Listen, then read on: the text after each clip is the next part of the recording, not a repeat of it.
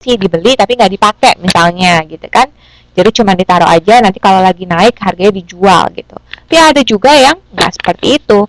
Dia bilangnya misalnya untuk menghias tubuh, tapi ternyata tujuannya lain. Jadi ada yang sadar dan tidak sadar, gitu ya. Nah, kemudian kalau positif dan negatif. Jadi kadang-kadang ada motivasi yang membuat positif orang. Maksudnya membuat seseorang itu melakukan kegiatan positif. Contohnya, saya nggak kasih contoh kalau yang positif. Saya sebut aja ya. Misalnya teman-teman itu mau mau makan buah apel. Kenapa? Ya karena mau sehat. Karena makan buah itu kan bikin sehat gitu kan. Jadi yang memotivasi orang itu makan apel adalah mau sehat gitu. Nah, tapi kalau misalnya untuk pasta gigi, itu misalnya kenapa kamu pakai pasta gigi? Kalau tujuannya adalah untuk memutihkan gigi, berarti menjadi bagus dong. Itu positif. Tapi kalau tujuan menggunakan pasta giginya adalah untuk supaya jangan bolong giginya, itu lebih ke arah negatif. Bukan maksudnya tujuan menggunakan pasta gigi jadi negatif, enggak. Pakai pasta gigi pasti tujuannya untuk positif, tapi karena tujuannya itu bukannya untuk menghasilkan sesuatu tapi menghindari sesuatu, makanya kita sebutnya motivasi negatif gitu ya. Nah, kemudian Neril itu kan terkenalnya memang untuk rambut rontok ya. Nah, jadi iya, selamat malam, selamat datang. Ini Mas Muhammad Triwahyu ya, Mas ya, saya sebutnya ya. Soalnya maaf tadi saya lagi ngabsen, saya bacanya itu Muhammad Triwahyuni. Jadi saya pikir kok ada Muhammadnya, tapi Wahyunya Wahyuni gitu. Kenapa ada dua nama cewek dan cowok dalam satu nama gitu? Tapi ini Mas gitu ya. Oke deh kalau gitu, maaf ya. Iya, nggak ada ninya. Iya, saya tahu, saya baru sadar, baru nggak ada ninya. Oke, saya panggilnya Mas Tri aja ya, sebab setahu saya juga ada yang namanya Mbak Tri Naminingsih, bener nggak ya? Saya panggilnya yang satu Mbak Tri, yang satu Mas Tri gitu ya. Oke deh, saya lanjut aja ya, ikutin aja ya Mas ya, langsung ya. Nah, tadi saya bahas mengenai Neril. Jadi kalau orang pakai Neril itu untuk menghindari rambut rontok, ya, itu berarti untuk mencegah sesuatu yang negatif gitu kan. Nah, kalau mencegah sesuatu yang negatif inilah kita sebutnya tadi adalah motivasi yang sifatnya untuk negatif, kayak gitu, ya. Jelas ya? Oh, Mbak Naning. Oh, oke. Jadi saya panggilnya, oh iya Mbak Naning, maaf ya. Jadi yang satu Mbak Naning, yang satu Mas Tri gitu ya. Oke. Ntar mudah-mudahan saya jadi hafal nih satu-satu. Saya lanjut ya. Jadi intinya pola sederhana daripada motivasi ada 3. Penggabungan fisik dan psikologi, kemudian kesadaran dan ketidaksadaran, dan positif dan negatif. Jelas ya? Nah, kemudian pola komprehensif itu lebih ribet. Nah, jadi kita bisa bahas satu-satu, cepet aja. Kalau pola komprehensif, teman-teman boleh lihat modulnya 2.8 ya. Ada masing-masing, jadi ada yang namanya preservation, pemeliharaan, ada pertumbuhan, itu di bagian kognitif, di bagian afektif itu ada pemeliharaan, ada pertumbuhan juga, dan ada di sini ada aktif, ada pasif, internal, eksternal.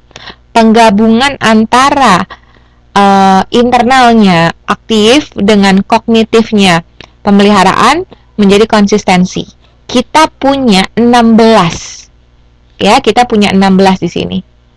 Di sini kita punya 16, ada yang namanya konsistensi, attribution, kita bahas satu-satu. Kita mulai dari konsistensi. Saya baca ya. Konsistensi itu adalah motivasi digunakan untuk menjaga dan mengorganisasi pandangan terhadap dunia.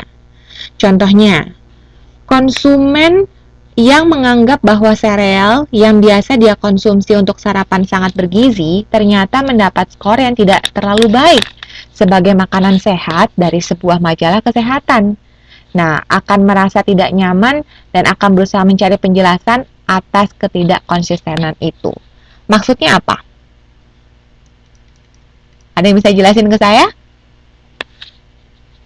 Konsistensi?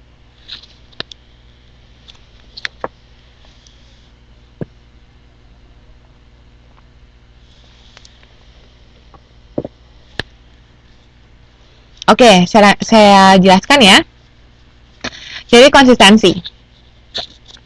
Kalau tadi kita berpikir, saya beli sereal ini deh, sereal A gitu ya, mereknya A. Katanya si sereal A itu kalau makan sereal ini di pagi hari, ya rutin bisa bikin tubuh sehat gitu kan. Terus bisa bikin diet juga.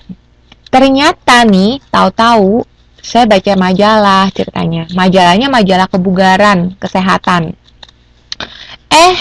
Pas saya baca, kan misalnya tuh ada ya, daftar makanan sehat misalnya gitu kan, 1 sampai 10. Dan daftar makanan yang tidak begitu sehat. Terus di salah satu daftar makanan tidak sehat itu ada sereal. Merek A itu juga lagi. Waduh, saya jadi bingung dong di sini. Artinya gini, tidak konsisten. Katanya si sereal ini bikin sehat, tapi menurut survei di majalah tidak sehat. Jadi yang benar yang mana? Nah, jadi kadang-kadang kalau kalau konsistensinya itu tidak ada, motivasi kita juga bisa hilang. Jadi saya nggak termotivasi lagi dong untuk makan sereal. Kenapa? Karena saya berpikir tadi bisa bikin sehat, tahu-tahu survei yang membuktikan ternyata tidak. Tapi sebenarnya saya tidak tahu mana yang benar. Apakah si majalah itu yang tidak benar? Apa mungkin yang mungkin penjual pabrik serealnya itu yang tidak benar mencantumkan ingredient, maksudnya kayak semacam vitamin-vitamin yang terdapat dalam serealnya. Jadi harus konsisten ya kandungannya gitu. Iya, betul. Nah, kemudian ada yang namanya kedua attribution ya. Atribusi.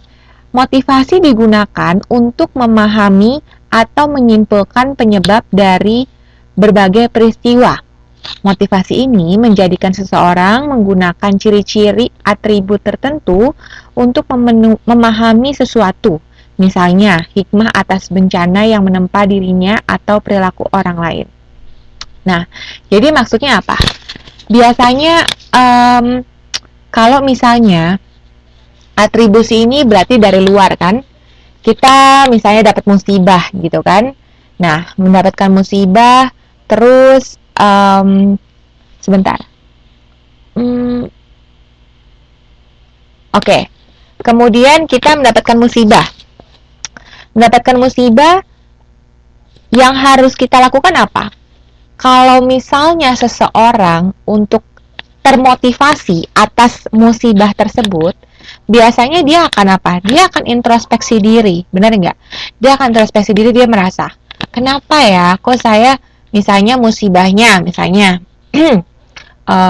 jatuh dari motor, gitu kan? Misalnya itu musibah. Kenapa ya saya bisa jatuh dari motor? Saya ini kurang hati-hati. Ya iyalah, uang saya bawa motornya aja. Iya, betul sekali Mbak Sulastri. Belajar dari kesalahan. Saya bawa motornya aja uang sambil dengerin lagu, misalnya. Ya wajar lah jatuh, bener nggak?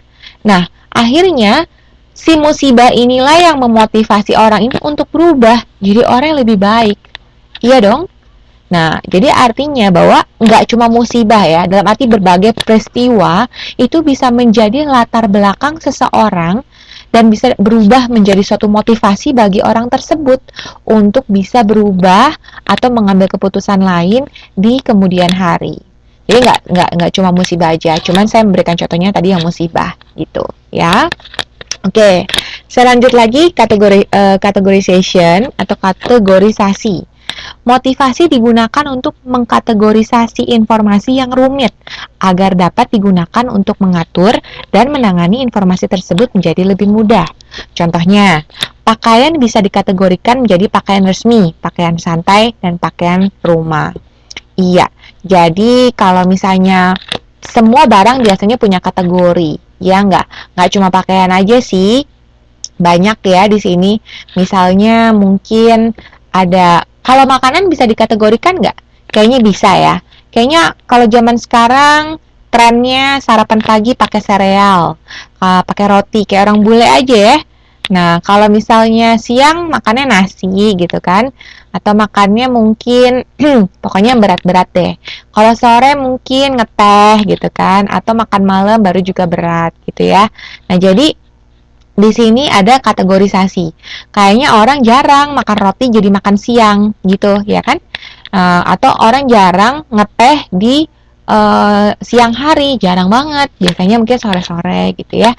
Jadi kategori makanan itu berdasarkan waktunya. Bisa jadi pakaian berdasarkan situasinya. Pakaian formal, pakaian tidak formal, ya kan? Makan pagi nasi uduk itu di Indonesia Mbak Lu, bener banget. Benar banget.